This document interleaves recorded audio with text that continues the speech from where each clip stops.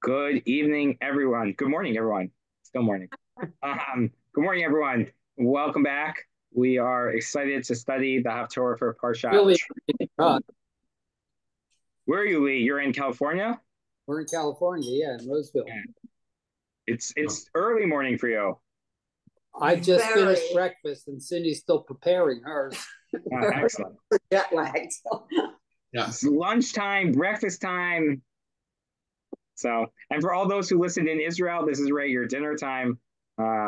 Anyways, we have the privilege of studying the Haftarah for Parashat Terumah, which comes from Malachim Kings, First Kings, Malachim Aleph, chapter 5,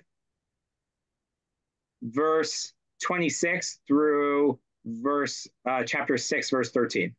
And it is not surprisingly, the primary subject of the discussion of this Haftarah is the discussion surrounding Shlomo HaMelech, King Solomon building the temple, which parallels very nicely with Terumah, which is primarily, if not exclusively, about the first part, the first of four parshiot that are dedicated to the construction, the implementation, the blueprints of the Mishkan, of the tabernacle. And obviously that connection is so clear and so present. The part of the work we do is to highlight not just what's similar, which this Haftarah is so clearly similar on so many levels. It's not just superficial, it's the whole official, like it's everything. But it is also highlights some of the differences, and that's in general a theme that is raised, and we'll look at that as well as we look at this. To situate our Haftarah, though, our Haftarah is at the beginning of Malachim Aleph. Malachim Aleph, 1 Kings, comes right after King David's death, right? And we've seen already the last days of David, the dreaded or the attempted usurping of the throne. When we looked at it together, we saw that maybe it was just a lack of understanding that was going on. But either way, Malachim Aleph begins with a showdown between David's children on who should be the next king. And ultimately, Avshalom, Adoniyahu loses, and David and Natan and Bathsheba convince David to take action and install Shlomo as the king.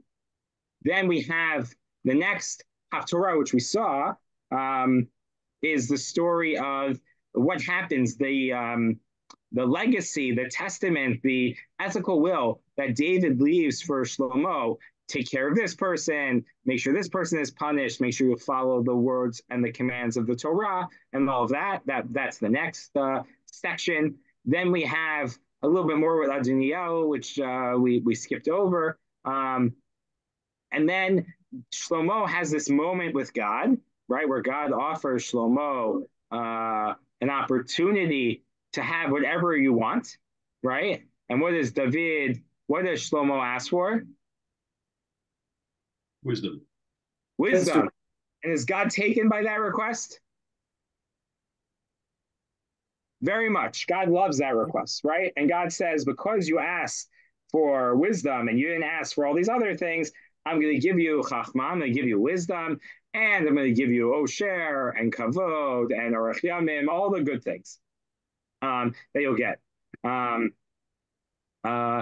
And what happens to prove that wisdom? So we're in the section now where we are showing that wisdom is being manifest.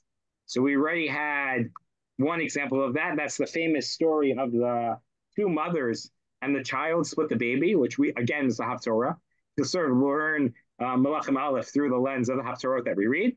And this can be taken as a continuation of this theme of showing the wisdom of Shlomo, that Shlomo is able to have all of these relationships with the kings of other nations, and the treaties that brings prosperity and opportunity to the Jewish people. right? And that is how our Haftarah begins. Our Haftarah begins, again, chapter 5, verse 26. Hashem natan chachma l'Shlomo. That God gave wisdom to Shlomo, not just wisdom to judge, not just wisdom to organize a bureaucracy, which is another chapter which we skipped, but Vayhi Shalom ben Hiram uben Shlomo, that there's this peace between Shlomo and Hiram, that he has skill in public relations, in foreign relations, and not just having peace, but we'll see that there's a great wealth and opportunity that Shlomo was able to open through this relationship with Hiram. And we read of the building of the temple. Vayal HaMelech Shlomo mas mikol Yisrael, and there was a tax on all of Israel. This doesn't mean tax like pay your West Hartford taxes. It's actually a tax of human labor, right? That people have to pay. People had to come and do a certain amount of forced labor for the government, for the country. It's a levy in the formal sense. And he begins to build the temple for God. And that's our Haftarah is pretty much the destruction of the shifts, that the instructions and the description of the shifts that are sent to Hiram to build, to cut down the trees, to the quarries, to the hills, and everything that happens. Verse 6:1, chapter 6, verse 1, Vayhi bishmonim shana v'arba me'ot shana, on the 480th year, let's say, Bnei Yisrael mi Mitzrayim, b'shana harivi'it b'chodesh Ziv, in the fourth year of Shlomo's rule, in the month of Ziv, hu chodesh hasheni, in the second month. So that is Nisan Iyar, in Iyar. Limloch Shlomo al Yisrael, that Shlomo ruled over Israel. Then Habayit LaHashem, he built the house to God. And there are a couple of important facets to highlight here. And this becomes where some of the distinctions become more manifest between our Haftarah and our Parsha. What are the differences between the temple and the tabernacle? What are some of the differences?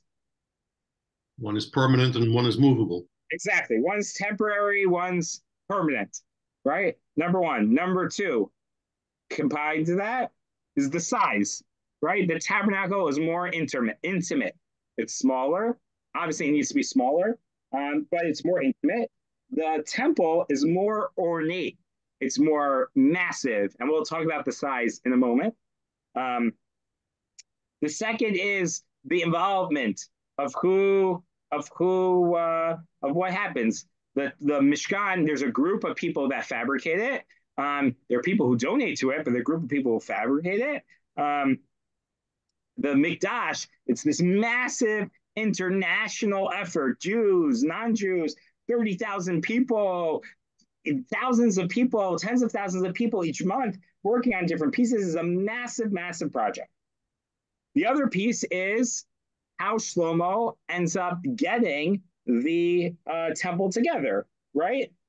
Shlomo has to take a mas, has to take a tax of people's labor. He has to collect money from the treasury. It is imposed on people. Whereas the Mikdash, the Mishkan, the tabernacle that we read in our Parsha, is this huge, overflowing, incredible individual will that comes from the people to give. One of the interesting comments that you see in some of the commentaries, one of the insights that I always love, at the beginning of Parashat Terumah, we read all the things you have to give: zahav, chesed, nechoshet, techelet, argaman, all the stuff. And then we read through the instructions, the blueprints, and you need gold for this, and gold for this, and gold for this. It seems like the shopping list comes before the blueprints, right? Normally you make a menu of what you need, and then you know the ingredients you need, and you collect it, right? It happens all the time in my house, right? I don't make menus that often, but we'll make a menu. Miriam will make a menu, and she'll say, oh, I need X, Y, and Z ingredients to do that, right? But here it's sort of backwards. And part of why that is, many of the commentators point out, is it's not just that the people in the Parsha give so that they have a task to give. It is so they know what it's for, right? I'm giving the gold for this. I'm giving the copper for that. It is the act of giving just of the materials in and of itself that is significant. That giving, that free giving, that mitzvah the rightness to contribute and be involved is an essential part of what makes the Mishkan, which we see in Haftarah portrayed just very differently, happens in the temple. And what that results in is a couple of things. First of all, obviously, to do such a large building project, you need to be able to do that, right? The dimensions of the Mishkan are minuscule compared to the level of construction that happens in the Mikdash, in the temple, right? It's just the actual Holy of Holies is 3 times the size of the height of the Mishkan. The Mishkan, it's 10 amot, which is about 2 stories high. The Mishkan, the Hechal, this sanctuary part of the temple is 30 amot high, 3 times the size, the equivalent of a 6-story building. There's an ulam, there's a vestibule, lobby, hallway entry. I don't have a good English word for ulam. There's like an entryway, a vestibule before the Hechal, which doesn't exist in the Mishkan. You walk straight into the Hechal. And it is massive. It is, in our Haftarah, we read about the Ulam al Pnei Habayit, Esrim Ama, Orko, the Alpi Rochvo. It is 20 amos long, 10 amos deep. It's a massive addition that is brought for the Ulam. These are dimensions that we don't typically, it's just a much larger process. And when it's a much larger process, it requires a more unified, more efficient, more streamlined way of construction. If you're just waiting for people to volunteer, you'll be waiting a really long time. The Ulam's height is it's not in our Haftarah. It doesn't have a height in our Haftarah, but in Divrei Yamim, for those who have Chronicles, Divrei Yamim 2, 3, 4.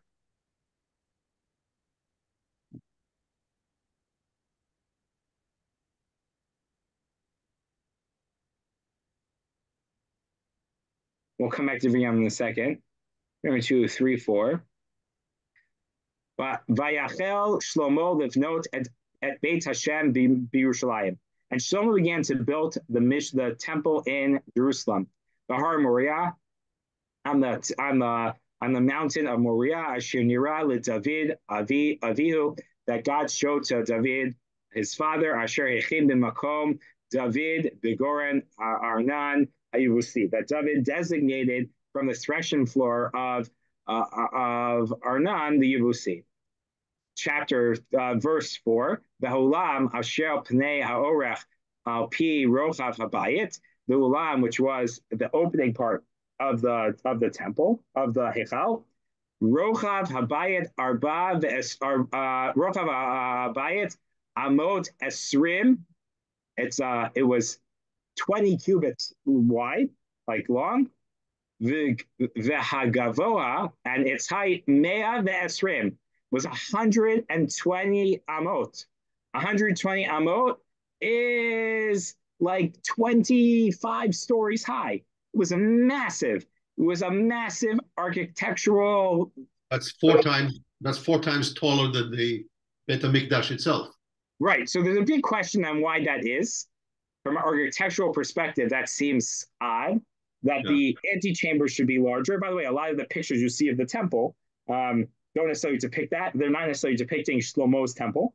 Through Divrei Yamim, which we'll come back to in a moment, there are all different chambers and upper chambers in the Hechal. It's possible that, in the Ulam, it's possible that there were like I wouldn't say offices, but storerooms and spaces that were used to service there. They obviously couldn't build on top of the Kodesh Kodashim, on the holies of holies. That would be wholly inappropriate. Um, but but this would be okay because this is before that. So all that leads to all of these are ways that we're highlighting the difference between the tabernacle and the temple. That said, there are some downsides to this distinction that our Torah is trying to highlight for us as well, which brings us back to the verse we're looking at, chapter 6, verse 1. Who builds the temple? Who builds the temple? Obviously, all the people. But who is being told that they built a temple? Verse 1. Look at this, 6:1. Vayiven habayit la'Hashem. And he, meaning Shlomo, it's not plural. Vayivnu, they built. And if you're not sure that we're highlighting Shlomo, chapter 6, verse 2, the next pasuk. V'habayit asher bana hamelech Shlomo la'Hashem. And the house that Shlomo built for God. Who's building this temple? Shlomo is. Who builds the Mishkan? Do we ever say that that's Moshe's tabernacle? No. Does Moshe play any less of a role than Shlomo did in constructing the tabernacle? No. The spirit of connection, of involvement, of sort of freedom, of readiness to donate is a major difference between the construction of the Mishkan and the construction of the temple of the Mikdash, of the temple and the tabernacle. And that becomes a theme that we sort of see here. And it begins to spell the demise of Shlomo, right? People resent him for this. Ultimately, this is what leads to the rebellion in Shlomo's descendants, in Shlomo's children's reign. What's interesting, what our Haftarah is highlighting is sort of the differences and the tension. I'm not saying one's right, one's wrong. I don't know if you can do the laissez-faire, everyone just give what you want for a big project like the temple. Or I don't know if that works. But what the Haftarah is putting into contrast is the perception of the ways that we do both. And that becomes a very different thing. Now, part of that also translates into the feeling of the temple. The temple is felt as exhausted, as exalted, as awesome, as above and superior, and this very high sort of vision. The Mishkan is looked upon as more intimate, more within the people, maybe more approachable. Now that leads to some challenges, as we read in Shmini, right, and Achremot, right? There are people who think that they could just enter wherever they want into the Mishkan, right? So there are these pieces that have consequences both ways. And the Haftarah is sort of highlighting that. I think a lot about this from a communal perspective, right? We think about how do we shape a community? How do we build community? On the one hand, we want everything to be intimate and hamish, and people can contribute what they want, and people should feel ownership, and people should feel ready to give what they want, and there should be a readiness to contribute and be involved at whatever pace you want. At the same time, like practically, if you want Kiddush to happen, right, someone needs to pay for it, someone needs to purchase it, someone needs to set it up, right? You can't always rely, when we talk about larger communal projects, on just people, on a non-organized, systematized way of operating. And that becomes, I read these Haftarahs, this Haftarah and the Parsha, as not saying one way or another, as highlighting the balance, and maybe even the balance that eludes even Shlomo, right? And the rabbis, the Chazal, are critical of Shlomo at times for this, right? There are times where Shlomo is criticized for this. I'll give you one example.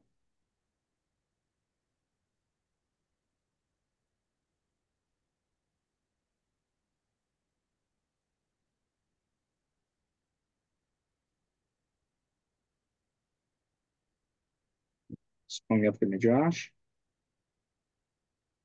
The Midrash says that when Shlomo, and by the way, this comes up also. It's not in our Haftarah, but we read in Malachim chapter 8 when the temple is fully built. I think it's an Haftarah we read on like Shmini Atzeret or Simchas Torah, if I remember correctly. Shmini Atzeret. Yeah. So we read of Shlomo's prayer to open, to inaugurate the temple. So it's chapter 8 of this he says, well, right? And what does Shlomo say?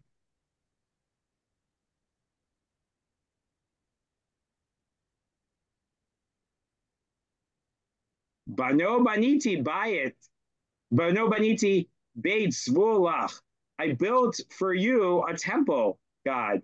Machon l'shivtecha olamim, a place for you to dwell forever. Like Shlomo, very much. It's Shlomo. People, God said, as Amar Shlomo. Shlomo says, Hashem Amar Lishkon Ba'arafel. God has chosen to live, to abide in the thick cloud. Bano baniti beit zvul lach. But I built a stately place for you, God. I built a place for you, meaning even God, you chose to not live in one place. But don't worry, I'm building you a house, right? There's a very much focus on Shlomo. And that ultimately Shlomo gets attacked for that. The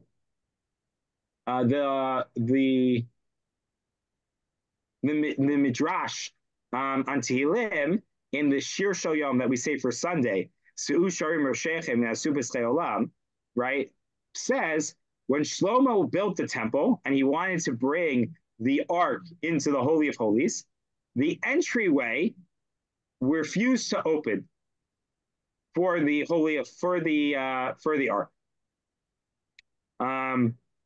They wouldn't open. Shlomo recited, the Midrash says, Shlomo recited 24 prayers, but they would not open. He said, Se'u sharim roshechem, oh gates, lift your heads, open up. But they did not answer. Once again, he said, Se'u sharim roshechem, v'nasu b'schei olam, v'yavo melech hakavod, mi uzeh melech hakavod. Open, O gates, open your heads, O gates, the King of Glory is coming. They still didn't answer. Finally, he said, Bavor David Adecha al tashes b'nei Meshichacha. Don't turn away your face for the sake of David, of King David. And then the gates opened. And the Midrash adds, and why was Shlomo caused to suffer so much? Because he was arrogant. And he said, I have surely built a house for you. Bano baniti, I built a house for you. Meaning Shlomo is taking the task for how much this project becomes a manifestation of his own will, of his own strength, of his own ability, as opposed to a communal project. And it's a huge challenge. I think the Haftarah is a microcosm of trying to highlight this tension that exists. That's part number one. I will say that part of this is also positive for Shlomo. Shlomo has unbelievable wisdom, unbelievable wealth. He could go invest in the stock market, right? He could go find other ways to take his skills and grow his wealth, grow his stature. But instead, he uses his skills, his brilliance, his acumen to lofty goals of building the temple. So that is also a balance where we're saying, I don't want to come across as being condemning Shlomo. I'm highlighting the fact that there are multiple goals or multiple tensions that overlap, that don't serve the same, that require different skill sets and different goals in each one of them. Intimacy versus exalted. Having something that everyone participates in, but having a massive building project that's successful don't always come together. And we see Shlomo and we see these real life challenges also embedded in the Haftarah's read today. That's part one. Let's continue on with part number two, and then we'll see if we get to part number three. Who designs the temple, right? We just said as a premise that Shlomo built the temple. Shlomo's wisdom brings the temple, but no baniti. And our Haftarah continues to highlight the ulam. He makes these special windows, whether they're open or glass. He makes this level and that level, and there's a house and there's a this. Oh, you read all of it. It's all there, right? The Shlomo designed the blueprints is part of the wisdom that he has, the brilliance given to him by God. Is that what we're talking about? So maybe, but I want to highlight a fascinating section, and this is in general. We keep talking about Divrei Yamim, but we haven't introduced it. At the end of Tuvim, at the end of the sacred writing section of Tanakh, we're introduced to a book called Divrei Yamim Chronicles. There are two sections, Divrei Yamim 1, Divrei Yamim 2. It covers time periods that overlaps with the prophets. And it's important to note that Melachim, Shmuel, Shoftim, all of that, they're not recording history just for history's sake. They're recording prophetic messages. And there are pieces, and there's a prophetic angle to what they're trying to do. All of, for example, Shoftim, writ large, the judges, is to highlight the need for centralized government. Right? And we have it over and over again. There's a refrain that comes very popular throughout Shoftim. I forgot what it is. Bisman Shelo Ein Melech Yisrael, when there's no king in Israel. When everyone just did what they thought was to do was right. Right? The goal of that book is to highlight the need for a king. Shmuel highlights the kingdom building process. Melachim highlights and solidifies the Davidic line and why it lasts forever. Divrei Yamim gives us additional historical context. It's not the same as prophecy. It's divinely inspired. And so there are pieces that we get that tell us things about the Haftarah, about our Nevi'im that we didn't know, about stories in the Nevi'im that we didn't know about. So for example, in Divrei Yamim 28, right? In Divrei Yamim, Chronicles 1:28, we actually are told a little bit more about how David builds or how the temple comes to be built. And this is what happens.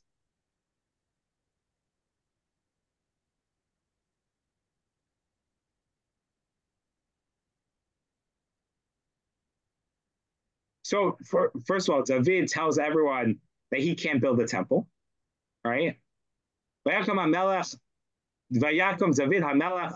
David stands up and tells everyone, Shema, listen, my brothers, lend me your ears.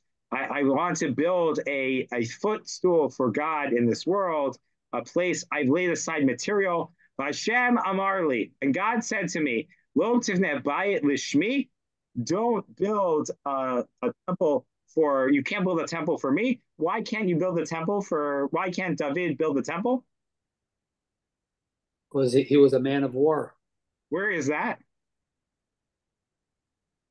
Who says? God says. Where does God say it?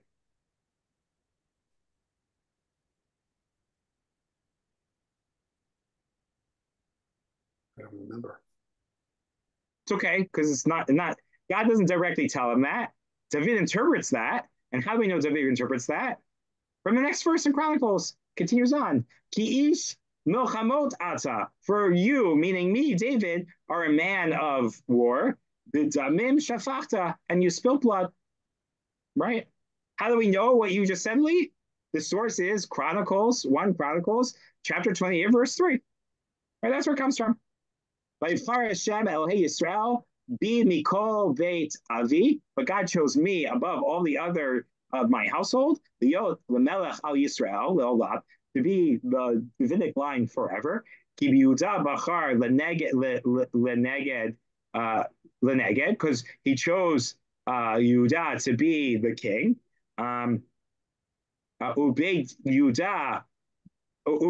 Yehuda, and in the house of Yehuda, in the house of Judah, Beit Avi, God chose my father's line within the Davidic line, within the Judean line, within the tribe of Judah.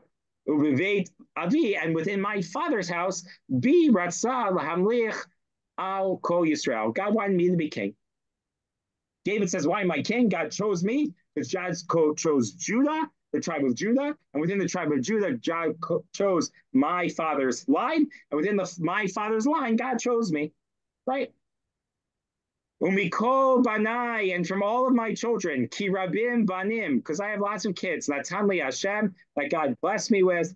Shlomo bini, I chose Shlomo, my son, Lashevet al kiseh malchut Hashem al Yisrael, to sit on God's throne over Israel. How does Shlomo become king? Because David assembles everyone after all the craziness that we read in Melachim that this happens. Vayomer li Shmuel, and he said to me, to Shlomo, what does he say? Hachanti et malchuto ad olam. I've established your kingdom forever. Im yachazek lasot mitzvotai mishpatai kayom hazeh. If you do the mitzvot, God says you'll continue. If not, now. Vata, and now, Leinei kol Yisrael, behold, before all of Israel, Al Hashem, before the congregation of God, Beoznei Eloheinu, in the ears of our God, Shimu v'dirshu kol mitzvot Hashem elkecha, listen, guard, and expound upon all the mitzvot of God, Laman, in order that you'll inherit the land that God gave you, and you'll be able to give it to your children afterwards. V'ata, all of this, I'm sorry, we're all getting to the part we're supposed to get to right now. This is the verse. V'ata, Shlomo bini, and now you, Shlomo, Solomon, my son, da et Elohei avicha, know my God, the God of my father, ve'avdehu, and serve him, b'leiv shalem, with a full heart, u'b'nefesh chafetza, and with a searching soul. Ki b'chol levavot doresh Hashem, search God in all of your hearts, in all of your desires. V'chol yetzer machshavot mevin, speak out what God wants from you, all of that. Continuing on. Re'eh ata ki Hashem bachar bach, know that God has chosen you, livnot bayit lamikdash, to build a house for God. Chazek ba'aseh, be strong and do it. Vaitain David, this is the part we want to get to. All this is introduction. Vaitain David l'Shlomo beno, David gave to Shlomo his son, et tavnit ha'ulam, the blueprints of the entryway, ve'et batav, ve'et ninosav, ve'aliotav, ve'chadarav, hapnimim, u'beit ha'parocha. Kapora. David gave Shlomo all of the blueprints for the house and the porch and the storerooms and the upper chambers and the inner chambers and the place to cover the altar and the ark and everything. Then suddenly kol asher beruach imo lachatzrot beit Hashem, and the plan that was inspired by Ruach HaKodesh, by God's vision of the courtyards of God, of the chambers surrounding it, of the treasuries, of the Holy of Holies, of everything. Ulamach, Lakot HaKohanim, Valevim, and even the divisions of how to divide the priests into what groups and which Leviim should serve on which day. L'chol Melachet Avodat Beit Hashem, L'chol Klei Avodat Beit Hashem. For all the temple service, for all of the vessels for the temple service, all the work that needs to be done, David laid it all out in advance. V'lazahav b'mishkal, lazahav l'chol klei avodah, and the gold by weight for each vessel and for each use, and the silver and the this and the that. According to Chronicles, David leaves everything over for Shlomo. David had the blueprints, had the building permits, had the contractors lined up, had all the materials bought, everything done. He just couldn't hit play, right? He just couldn't hit start. He couldn't do it. Shlomo inherits a project that is ready to go, right? Everything is done. Everything from the Mishkan, everything is laid for the Mikdash, for the temple. All the gold for each vessel, for each menorah is measured out and set aside and earmarked and double checked and triple checked. And you get Pusukim about this. Look, the Hakol B'Tzad Miyad, everything was written by hand. Everything's written from the hand Miyad Hashem, in divine inspiration from God to David. Hiskel kol malachot hatzavnit.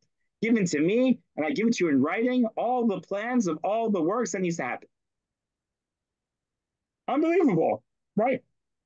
We just read, and this is sort of the next part.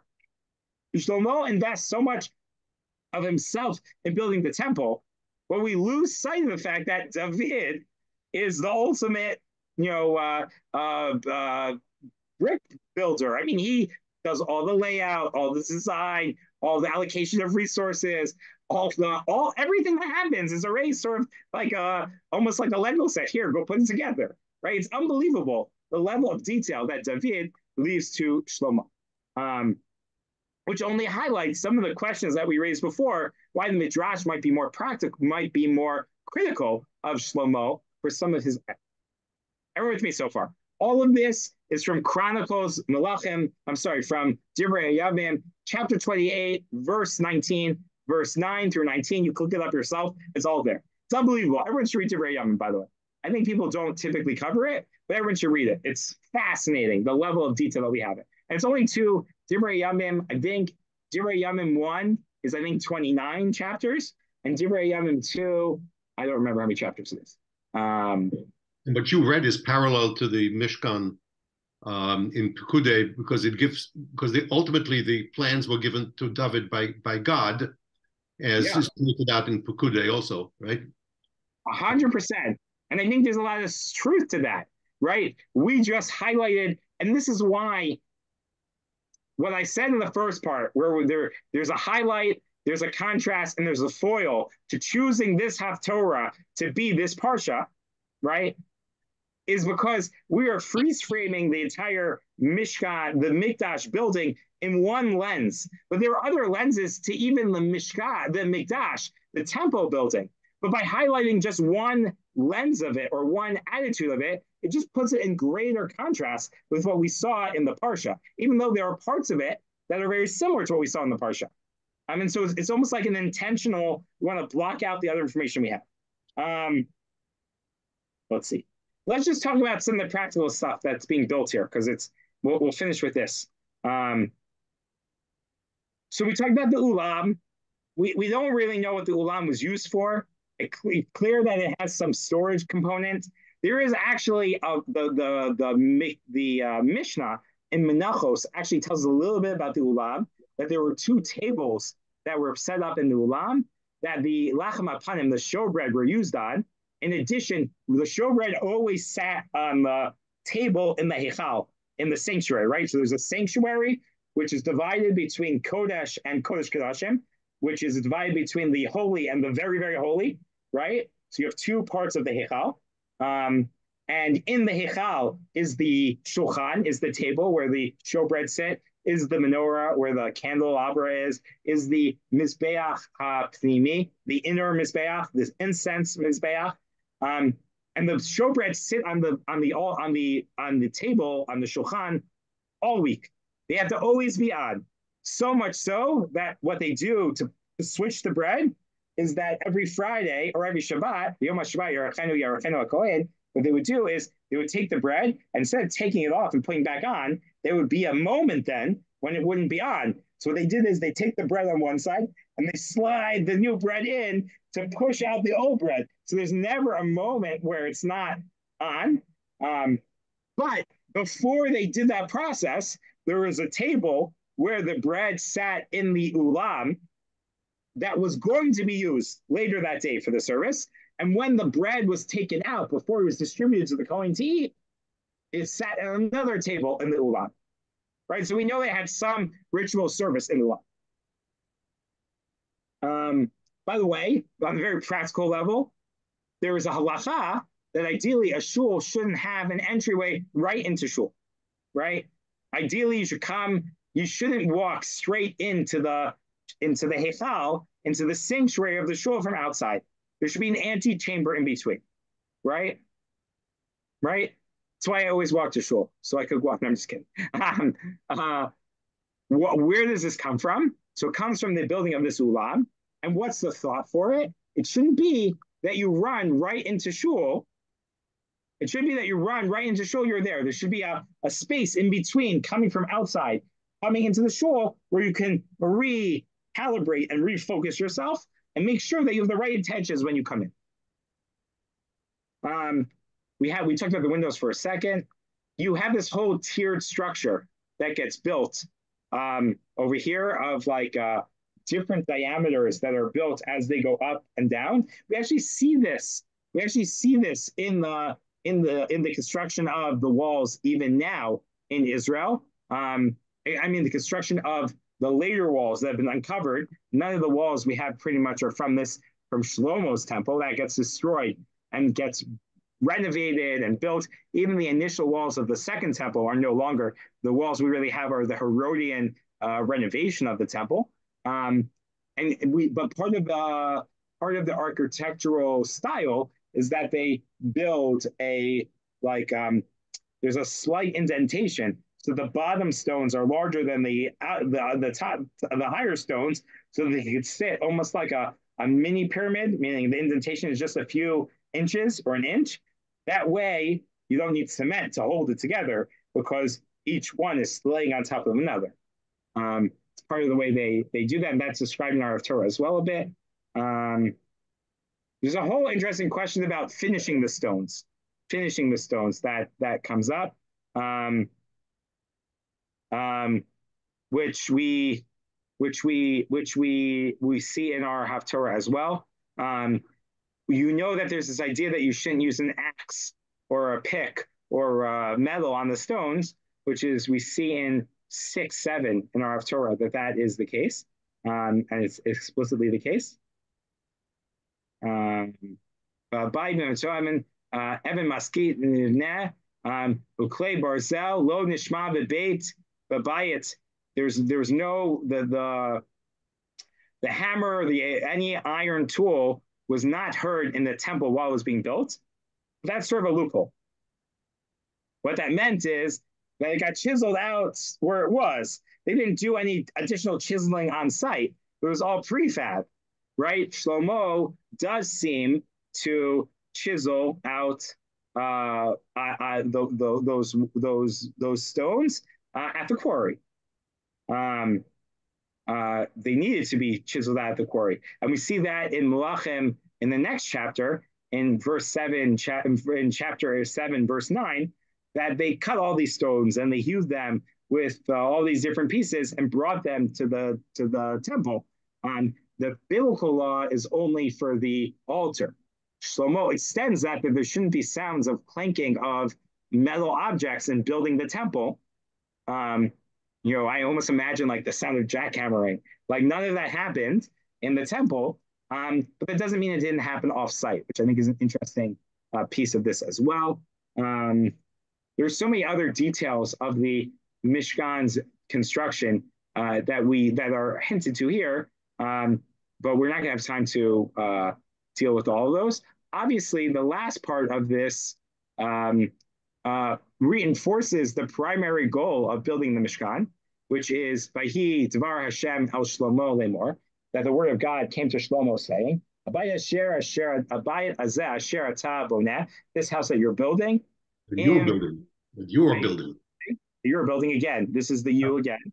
In Telech Bechukotai, if you go in my ways, and Mishpatai Tasa, and you fulfill my commands, my judgments, Ushmartem et ko Ushmarta et ko mitzvotai, you fulfill all of my mitzvot, Balachat Bahem, to follow them, and you establish my word, Itcha with you, Asher Dibarti El David Avicha, like I did with David, like I established with David, Bakimoti, and I will establish my word with you, like I established with David, meaning you'll have peace and you'll be the king and all of these various other things.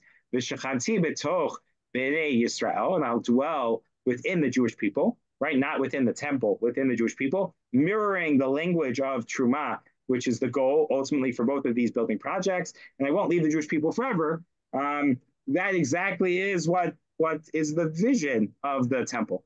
And it's puts in stark contrast what we've seen in Yirmiyahu and Yecheskel when the bad things happen, that the promise is, if you do the mitzvot, I'll dwell within you and I won't leave you. If you don't do the mitzvot, I won't dwell within you and I will leave you, right? And that's what we saw by Yecheskel and by Yirmiyahu and by Yeshayahu. These images, these dramatic images of God's presence leaving the temple, that is the other side of the coin of the prophecy that is both given in Terumah and in our Haftarah. So we'll stop here. Anyone have any questions? Yeah, I have. I remember a midrash. I don't even remember where I either read it or heard it. That there was a claim that there was some kind of strange worm that they used to quarry the rocks for the temple. Yeah. There's a whole thing about that. What's it called? It's called the Shani, Tolat Shani. No. Give me a second. I'm having a senior moment. Not the Chilazon, the Shamir. The Shamir. Oh. Right. Yeah, and there's truth to that. There, but that would be only for the stones for the altar. Oh, okay. Alrighty. Thank you, everyone. Thank you. Good day. Thank you. Have a good day.